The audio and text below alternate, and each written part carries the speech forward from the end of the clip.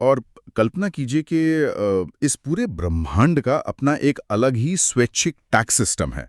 मतलब एक ऐसी व्यवस्था जहां हम किसी सरकार को नहीं, बल्कि सीधे समाज को और प्रकृति को अपना हिस्सा चुकाते हैं। बिल्कुल। और मजे की बात यह है कि इसका जो गणित है ना, वो हमारी आम दुनियावी समझ से एकदम उल्टा है। यहाँ अपना हिस्सा बांटने से चीजें कम नहीं होती, बल्कि रहस्यमयी तरीके से और बढ़ जाती हैं। हम्म। सुनने में तो ये किसी फैंटेसी फिल्म के प्लॉट जैसा लगता है ना? लेकिन प्राचीन दर्शन में इसे एक बहुत ही गहरा और प्रैक्टिकल विज्ञान माना गया है। हाँ, और देखिए ये कोई नई थ्योरी नहीं है। आज के हमारे इस गहन अध्ययन का आधार इसी प्राचीन विज्ञान की परतों को खोलता है। हम अमर ग्रंथालय ट्रस्ट द्वारा आयोजित आचार्य श्री उमास्वामी द्विसहस्राब्दी महोत्सव के एक विशेष प्रवचन पर चर्चा कर रहे हैं, जो कि इंदौर में हुआ था, राइट? जी। इंदौर के समवशरण मंदिर में आदरणीय ब्रह्मचारी अनिल भैया जी द्वारा ये मंगल प्रवचन दिया गया था, और ये पूरा आयोजन परम पूज्य आचार्य श्री विद्यासागर जी महाराज और आचार्य श्री समय सागर जी महाराज के आशीर्वाद से संपन्न हुआ। हमारी आज की इस विस्तृत चर्चा का मुख्य केंद्र तत्वार्थ सूत्र के 7वें अध्याय का 21वां सूत्र है, जो मुख्य रूप से अतिथि सम्यभाग और अशिक्षा व्रतों के विज्ञान को डिकोड करता है। ओके, तो चलिए इसे अनपैक करते हैं। अतिथि समविभाग, सुनने में शब्द भले ही बहुत भारी भरकम लगे, लेकिन इसका कॉन्सेप्ट सीधा हमारे रोजमर्रा की जिंदगी से जुड़ता है। मतलब आजकल की भाषा में अगर हम बात करें तो अतिथि उसे माना जाता है जो व्हाट्सएप पर मैसेज करके आता है कि वीकेंड पर फ्री रहना, हम आ रहे हैं। हाँ बिल्कुल, आजकल तो सब प्री प्लान्ड होता है। वही तो। या फिर कोई दूर का रिश्तेदार जो छुट्टियों में अचानक घर आ धमकता है। लेकिन प्राचीन जैन संदर्भ में इस अतिथि का वास्तव में क्या मतलब था? और समविभाग का अर्थ तो बांटना होता है, तो क्या इसका मतलब अपनी मेहनत की कमाई को बस यूं ही किसी को भी दे देना है? देखिए, यहीं से असल मनोविज्ञान और सामाजिक विज्ञान शुरू होता है। अगर हम इस शब्द को तोड़े ना, तो अतिथि का मतलब है वह व्यक्ति जिसके आने की कोई तिथि, कोई समय या दिन निश्चित ना हो। वो बिना किसी निमंत्रण के, बिना पूर्व सूचना के आते हैं। अच्छा, मतलब सरप्राइज विजिट की तरह? हाँ, लेकिन जैन दर्शन के संदर्भ में ये मुख्य रूप से निर्ग्रंथ साधुओं के लिए उपयोग होता है। यानी ऐसे संत जिन्होंने दुनिया की सारी भौतिक संपत्ति, परिग्रह और यहाँ तक कि वस्त्रों का भी त्याग कर दिया है। वो किसी गृहस्थ या श्रावक को बताकर नहीं आते कि वो आहार के लिए कब पहुंचेंगे। समझ रहा हूँ। और समविभाग का मतलब अपनी संपत्ति यूं ही लुटा देना नहीं है, बल्कि अपने ही संसाधनों में से उनके लिए एक हिस्सा अत्यंत सम्मानपूर्वक और विधि विधान से निकालना है। यहाँ मेरे दिमाग में एक दिलचस्प सवाल आ रहा है। क्या ये दान किसी को भी दिया जा सकता है? मतलब अगर कोई सड़क पे मदद मांग रहा है, कोई भूखा है, तो क्या उसे भोजन कराना भी इसी अतिथि सुविभाग की कैटेगरी में आएगा? ये अंतर समझना बहुत जरूरी है। स्रोत में बहुत स्पष्ट किया गया है कि दान और दया में बहुत बड़ा फर्क है। दोनों अलग हैं। बिल्कुल। करुणा या दया किसी पर भी की जा सकती है, और वो भी एक पुण्य का ही काम है। लेकिन अतिथि सविभाग के तहत जो उत्तम दान होता है, वो सिर्फ सुपात्र को ही दिया जाता है। दान मुख्य रूप से 4 प्रकार के बताए गए हैं: आहार दान, औषधि दान, अभय दान और ज्ञान दान। इनमें से आहार दान को सबसे श्रेष्ठ माना गया है। आहार दान सबसे श्रेष्ठ क्यों? मतलब ज्ञान दान या अभय दान तो ज्यादा बड़े लगने चाहिए ना, क्योंकि वे ज्यादा लंबे समय तक टिकते हैं। इसका कारण एक पूरी चेन रिएक्शन में छिपा है। मैं समझाती हूँ। एक निर्ग्रंथ साधु को आहार देने से उनके शरीर को ऊर्जा मिलती है। उसी ऊर्जा से वे तपस्या करते हैं, शास्त्रों का अध्ययन करते हैं, जिससे समाज को ज्ञान दान मिलता है। ओह अच्छा, तो ये सब कनेक्टेड है। एकदम। शरीर स्वस्थ रहता है तो औषधि दान का उद्देश्य पूरा होता है, और जब वे अपनी साधना से जीवों की रक्षा का उपदेश देते हैं तो अभय दान फलित होता है। तो आहार वह बुनियादी ईंधन है जो बाकी तीनों दानों को शक्ति देता है। मतलब ये कोई अंधभक्ति नहीं है, बल्कि एक तरह का सामाजिक और आध्यात्मिक इन्वेस्टमेंट है। तो फिर पात्र के चयन में इतनी सख्ती क्यों है? क्या इसमें कोई क्राइटेरिया होते हैं कि किसे दान देना चाहिए और किसे नहीं? इस पूरे दर्शन की रीढ़ ही यही क्राइटेरिया है। पात्र 3 प्रकार के होते हैं: उत्तम, मध्यम और जघन्य। मुख्य रूप से निर्ग्रंथ साधु, आचार्य, आर्यकाएं उत्तम पात्र की श्रेणी में आते हैं, जो समाज को सही दिशा देते हैं। इसके विपरीत अपात्र और कुपात्र की भी बात की गई है। कुपात्र मतलब? मान लीजिए कोई कुपात्र है, जैसे कोई चोर या शिकारी। अगर समाज के संसाधन या धन उसे दान में दे दिए जाएं तो वो क्या करेगा? जाहिर सी बात है, वो उस पैसे से और गलत काम करेगा। बिल्कुल, वो उन संसाधनों का उपयोग और ज्यादा चोरी करने या जीवों की हिंसा करने में करेगा। इसलिए आप अपना धन कहाँ निवेश कर रहे हैं, ये तय करता है कि समाज में धर्म बढ़ेगा या अपराध। ये तो बहुत ही प्रैक्टिकल बात है। हम अक्सर देखते हैं कि गलत हाथों में गया पैसा पूरे समाज का ही नुकसान करता है।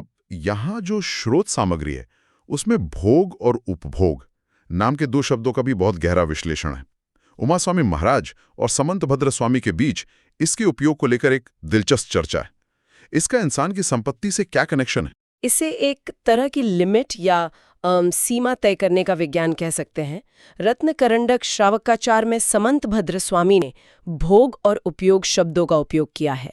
भोग वो सामग्री है जिसका उपयोग इंसान केवल एक बार कर सकता है, जैसे भोजन या इत्र। जो एक बार में खत्म हो जाए। हाँ, और उपभोग वो है जिसका उपयोग बार बार किया जा सकता है, जैसे घर, वस्त्र या फर्नीचर।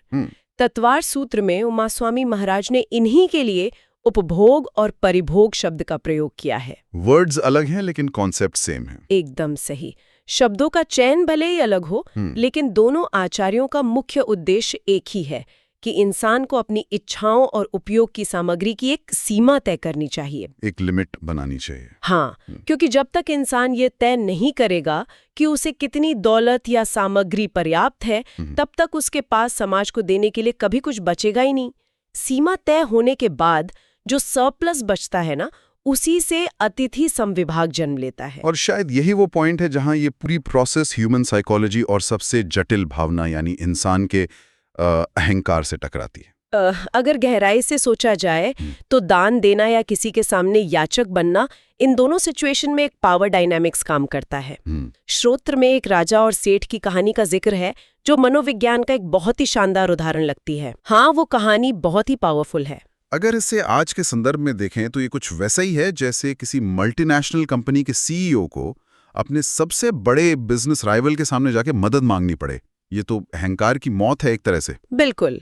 और ये कहानी इसी बात को सिद्ध करती है कि समविभाग सिर्फ बाहर से अन्न या धन का बंटवारा नहीं है, बल्कि ये अंदर के विकारों को खत्म करने की एक आध्यात्मिक सर्जरी है।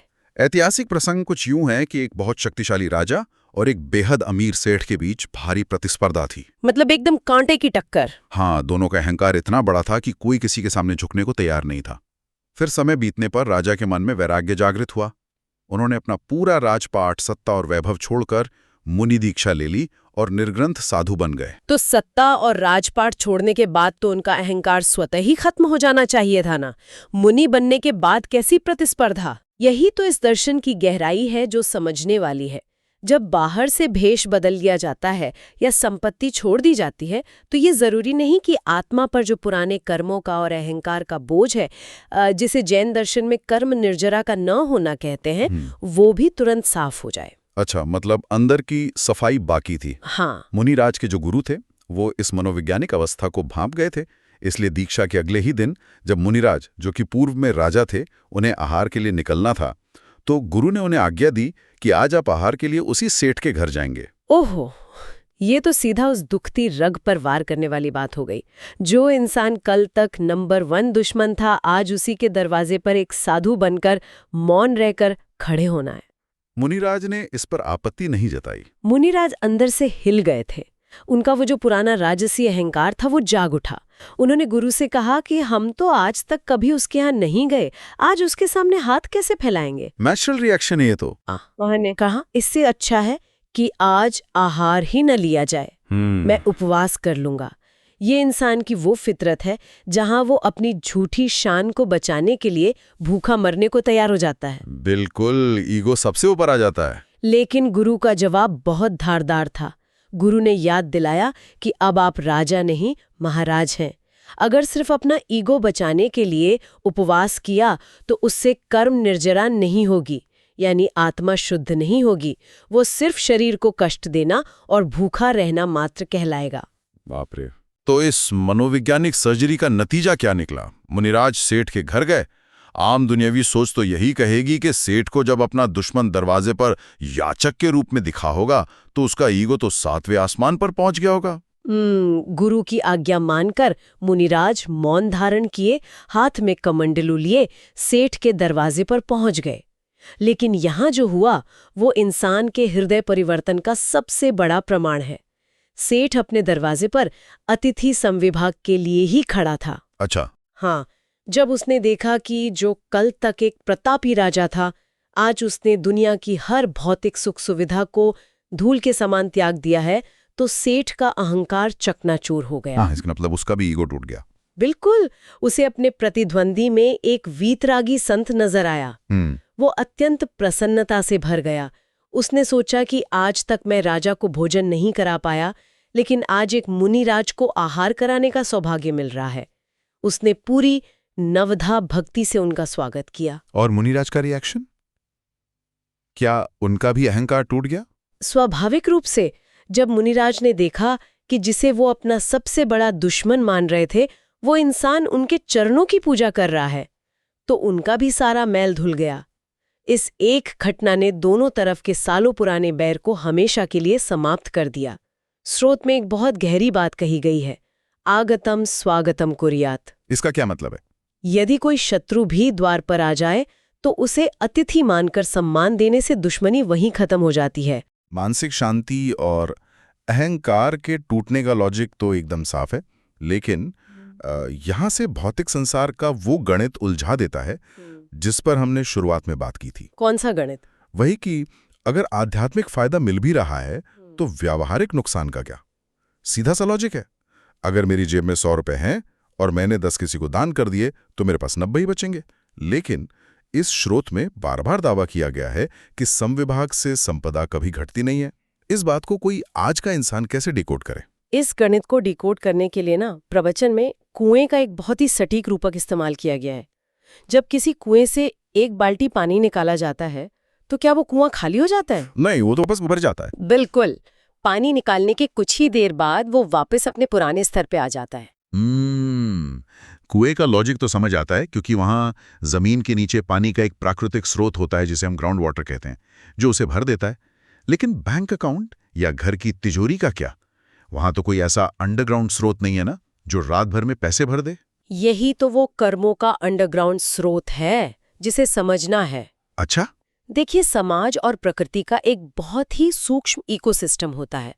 जब सुपात्र को दान दिया जाता है तो वह धन समाज की भलाई, अहिंसा और ज्ञान में निवेश होता है। इससे एक सुरक्षित और समृद्ध समाज का निर्माण होता है, जो अंततः पलटकर दाता को ही लाभ पहुंचाता है। इसके अलावा आध्यात्मिक स्तर पर इसे पुण्याबंधी पुण्य कहते हैं। पुण्यानुबंधी पुण्य मतलब ऐसा पुण्य जो आगे और पुण्य को बांधता है। आचार्य शांति सागर जी महाराज के जीवन का एक प्रसंग इस इकोसिस्टम को बहुत खूबसूरती से समझाता है। जब वे मुनि बनने से पहले गृहस्थ जीवन में थे और खेती करते थे, तो उनकी फसल पर पक्षी आकर दाना चुगते हैं। और एक आम किसान ऐसे में क्या करता है? वो पक्षियों को उड़ाने के लिए शोर मचाता है, खेत में पुतले लगाता है ताकि नुकसान से बचा जा सके। लेकिन शांति सागर जी ने कभी उन पक्षियों को नहीं भगाया। गांव के लोग ताना मारते थे कि ऐसे तो सारी फसल बर्बाद हो जाएगी। जाहिर है, लोग तो कहेंगे ही। लेकिन उनका मानना था कि हर जीव अपने हिस्से का, अपने भाग्य का अन्न खाता है। परिणाम क्या हुआ पता है? उस साल पूरे गांव में सबसे ज्यादा फसल शांति सागर जी के ही खेत में हुई। अरे वाह! प्रकृति के साथ समविभाग करने से इकोसिस्टम कभी आपको नुकसान में नहीं जाने देता। प्रकृति के साथ इस संतुलन की बात करें तो स्रोत में साधुओं के आहार ग्रहण करने के 3 तरीकों का जिक्र मुझे बहुत फैसिनेटिंग लगा। भ्रामरी वृत्ति, गर्तपूरण और गोचरी वृत्ति। ये सिर्फ भोजन करने के तरीके नहीं लगते, बल्कि पर्यावरण के साथ जीने के एडवांस्ड मॉडल लगते हैं। हाँ, ये तीनों वृत्तियां प्रकृति को बिना नुकसान पहुंचाए अस्तित्व बनाए रखने का मास्टर क्लास है। जैसे भ्रामरी वृत्ति का अर्थ है भौरे की तरह आहार लेना। जैसे एक भौरा फूल पर बैठता है, उसका रस लेता है, लेकिन फूल की पंखुड़ी तक को खरोच नहीं आती। फूल वैसा का वैसा रहता है। वैसे ही निर्ग्रंथ साधु कई श्रावकों के घरों से थोड़ा थोड़ा आहार लेते हैं ताकि किसी एक परिवार पर कोई आर्थिक बोझ ना पड़े। दूसरा है गर्त पूरण, यानी गड्ढा भरना। साधु भोजन को स्वाद, नमक या मसाले के लिए नहीं ग्रहण करते। वे उसे सिर्फ शरीर रूपी गड्ढे को भरने के लिए लेते हैं ताकि साधना की जा सके। और तीसरा है गोचरी वृत्ति, यानी गाय की तरह। हाँ, जैसे गाय जब घास चरने जाती है तो वो चुपचाप अपना पेट भरती है। वो इस बात पर ध्यान नहीं देती कि उसे किसने चारा डाला या वो चारा कितना स्वादिष्ट है।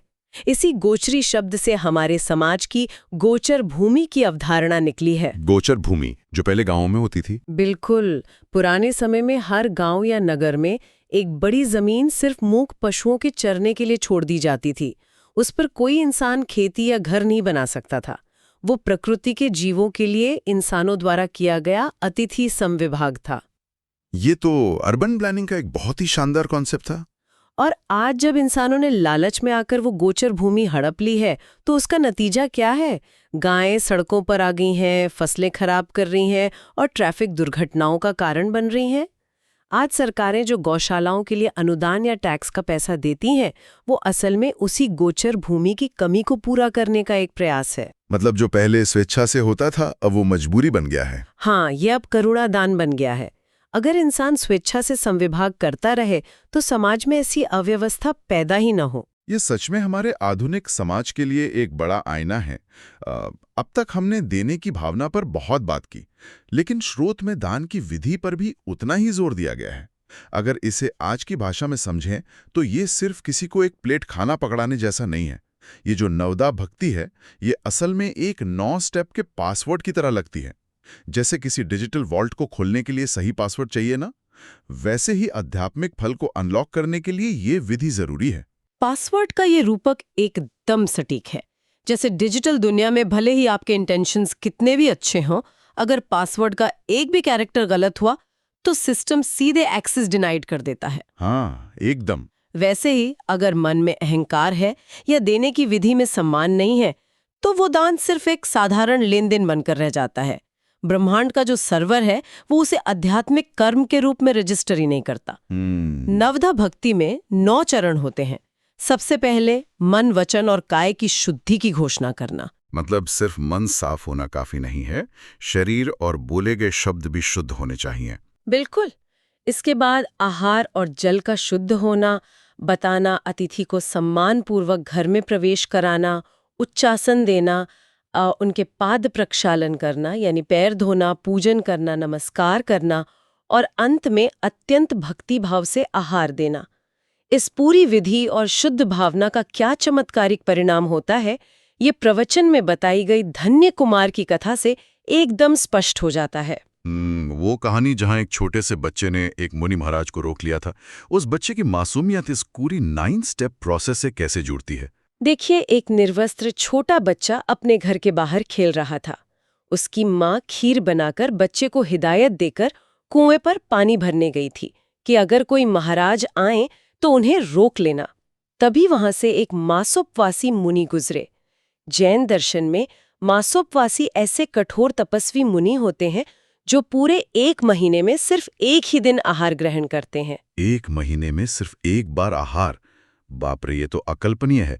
तो उस बच्चे ने क्या किया? बच्चे ने जैसे ही मुनिराज को जाते देखा, वो दौड़कर गया और उनके पैर पकड़ लिए। वो तोतली भाषा में बोला, महाराज रुकिए, मेरी माँ पानी लेने गई है, वो आएगी तो आपको भी खीर खिलाएगी और मुझे भी। अब सोचिए, एक अडल्ट इंसान जब दान देता है तो उसके मन में कहीं ना कहीं स्वर्ग या पुण्य की कैलकुलेशन होती है। हाँ, कोई ना कोई मोटिव रहता है। लेकिन उस बच्चे के मन में कोई कैलकुलेशन नहीं था। उसने बस एक अतिथि को देखा और पूरी मासूमियत से रोक लिया। उसकी निर्मल भक्ति देखकर मुनिराज रुक गए। जब माँ वापस आई तो उसने पूरी नवदा भक्ति के साथ मुनिराज का स्वागत किया और उन्हें खीर का आहार कराया। स्रोत में यहाँ एक रिद्धि यानी चमत्कारिक शक्ति का भी उल्लेख है, जिसने उस पूरी घटना का रुख ही बदल दिया था। हाँ, उन तपस्वी मुनिराज के पास अक्षीण महानस रिद्धि थी। ये एक विशेष आध्यात्मिक सिद्धि होती है जिससे मुनिराज जिस बर्तन से आहार कर लेते हैं, उस बर्तन का भोजन उस दिन कभी खत्म नहीं होता, चाहे उसमें से चक्रवर्ती यानी 6 खंडों के महान सम्राट की पूरी सेना ही क्यों ना भोजन कर ले। सच में? हाँ, मुनिराज के आहार के बाद उसी थोड़ी सी खीर से पहले उस माँ बेटे ने भोजन किया, फिर मकान मालिक ने, फिर मोहल्ले वालों ने, और शाम तक पूरे नगर ने उसी बर्तन से भोजन किया, लेकिन खीर कम नहीं हुई। ब्रह्मांड के सर्वर ने उस शुद्ध भाव और नवधा भक्ति के पासवर्ड को पूरी तरह एक्सेप्ट कर लिया था। ये तो मतलब किसी के भी होश उड़ाने के लिए काफी है। लेकिन क्या उस अतिथि समविभाग का फल सिर्फ उस दिन की कभी ना खत्म होने वाली खीर तक ही सीमित रहा? बिल्कुल नहीं, उस कर्म का असर अगले जन्मों तक गया। धन्य कुमार जो उसी बच्चे का अगला जन्म था, उससे पग पग पर इस समविभाग का फल मिला। जब उसका जन्म हुआ तो जिस गड्ढे में उसकी गर्भनाल गाड़ी गई, वहीं से सोने का घड़ा निकल आया। पैदा होते ही ब्रह्मांड ने रिटर्न देना शुरू कर दिया। कहानी यही नहीं रुकती। जब वो बड़ा हुआ और व्यापार के सिलसिले में बाहर गया, तो उसने शमशान से लाया गया एक पुराना पलंग खरीदा।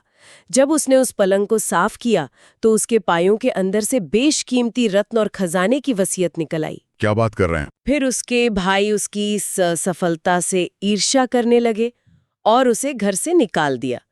चलते चलते वो एक किसान के खेत में पहुंचा, और खेत में जो घटना घटी वो आज की दुनिया के लिए सबसे बड़ा सबक है। खेत में क्या हुआ था? ये किस्सा तो शायद सबसे ज्यादा आंखें खोलने वाला है। किसान भोजन करने बैठा था। उसने धन्य कुमार को देखा और कहा कि तुम बैठो, मैं नदी से नहाकर और पानी लेकर आता हूँ, फिर हम साथ में भोजन करेंगे। सोचिए, उस किसान के अंदर भी अतिथि समविभाग की भावना थी। जब वो किसान पानी लेने गया, तो धन्य कुमार ने उसके हल को थोड़ा आगे बढ़ा दिया। जैसे ही हल आगे बढ़ा, जमीन के नीचे से सोने के सिक्कों से भरा एक और घड़ा निकल आया। आज के समय में अगर ऐसा हुआ ना, तो तुरंत मुकदमा हो जाएगा कि ये जमीन मेरी है या ये हल मैंने चलाया था तो घड़ा मेरा है। लेकिन वहां एकदम उल्टा हुआ। धन्य कुमार ने सोचा कि ये घड़ा जहां भी जाता हूं मेरे पीछे पीछे आ जाता है। उसने उसे वापस जमीन में दबा दिया। जब किसान वापस आया और उसने हल चलाया, तो घड़ा फिर बाहर आ गया। अब दोनों के बीच लड़ाई शुरू हो गई। घड़े के लिए लड़ाई इस बात पर नहीं थी कि घड़ा किसे मिलेगा, बल्कि इस बात पर थी कि दोनों में से कोई भी उसे लेना नहीं चाहता था। किसान कह रहा था, भैया अपना घड़ा ले जाओ, तुमने हल चलाया था तब निकला है। और धन्य कुमार कह रहा था कि ये खेत तुम्हारा है, मैं तो कुछ लाया ही नहीं था, ये संपत्ति तुम्हारी है। ये तो आधुनिक माइन यानी सब मेरा है वाली मानसिकता के बिल्कुल विपरीत है। लोग संपत्ति छोड़ने के लिए लड़ रहे हैं। अंततः वे न्याय के लिए राजा के पास गए। राजा भी चकित था कि आज तक दरबार में लोग संपत्ति हड़पने के दावे लेकर आते हैं, लेकिन यहाँ दो लोग संपत्ति छोड़ने की जिद कर रहे हैं। अंत में राजा ने वो घड़ा राजकोष में जमा करा लिया और धन्य कुमार के इस असीम पुण्य और चरित्र को देखकर अपनी बेटी का विवाह उससे कर दिया और उसे आधा राज्य भी सौंप दिया। यह कहानी ये स्थापित करती है कि जब बिना किसी लालच के समाज और सुपात्र को कुछ दिया जाता है, तो ब्रह्मांड उसे कई गुना वापस करता है और इंसान को संपदा के पीछे भागना नहीं पड़ता, वो खुद उसके कदम चूमती है। इस पूरी चर्चा को सुनने के बाद एक बात तो तय है कि ये कोई सामान्य कथा कहानी नहीं है, बल्कि जीवन को देखने का एक पूरा का पूरा नजरिया है। तो इस पूरे गहन अध्ययन को अगर एक सूत्र में पिरोना हो तो आप क्या कहेंगी? पूरे प्रवचन का सार बस इतना है कि जो भोजन या संसाधन बिना समविभाग किए, बिना बांटे, अकेले ही उपभोग कर लिया जाता है, वह आत्मा के लिए जहर के समान है। लेकिन अगर उसी संसाधन में से एक हिस्सा, चाहे वो कितना ही छोटा क्यों न हो, सुपात्र को, समाज को या प्रकृति को अत्यंत सम्मान के साथ दान देकर ग्रहण किया जाए, तो वह औषधि बन जाता है। फिर जीवन में किसी और दवा या उपाय की आवश्यकता नहीं रह जाती। ये एक बहुत ही शक्तिशाली और ठहराव देने वाला विचार है। अगर हम इस प्राचीन ज्ञान को अपनी आज की भागदौड़ भरी जिंदगी के लेंस से देखें, तो एक बहुत बड़ा विरोधाभास नजर आता है। बिल्कुल। आज के युग में हमने अतिथि देवो भव यानी अतिथि देवता के समान है की संस्कृति से शुरू करके अपने दरवाजों पर कुत्तों से सावधान और आप सीसीटीवी कैमरे की नज़र में हैं के बोर्ड लगाने तक का सफ़र तय कर लिया है। आज का इंसान अपनी ज़िंदगी के हर एक मिनट, हर एक इंसान और हर एक इवेंट को माइक्रो मैनेज करना चाहता है। सब कुछ कंट्रोल में चाहिए। हाँ, लेकिन ज़रा गहराई से सोचिए, अगर अतिथि असल में वो है जो बिना किसी शेड्यूल के, बिना किसी गूगल कैलेंडर के हमारी ज़िंदगी में अचानक आता है, तो क्या हमारी आज की सारी एंग्जाइटी, हमारी सारी मानसिक बेचैनी इसी वजह से तो नहीं है कि हमने अपने जीवन में अनपेक्षित के लिए कोई जगह ही नहीं छोड़ी है? हम हर चीज को इतना कंट्रोल करना चाहते हैं कि हमने ब्रह्मांड की किसी अचानक आने वाली कृपा या किसी चमत्कार के प्रवेश का दरवाजा ही अंदर से लॉक कर दिया है। इसी विचार के साथ हम आज का यह गहन अध्ययन यहीं समाप्त करते हैं। श्रोत्र की इन अद्भुत गहराइयों और जीवन दर्शन में हमारे साथ जुड़ने के लिए धन्यवाद। सोचिएगा जरूर कि क्या आपके जीवन में किसी अतिथि के लिए जगह बची है।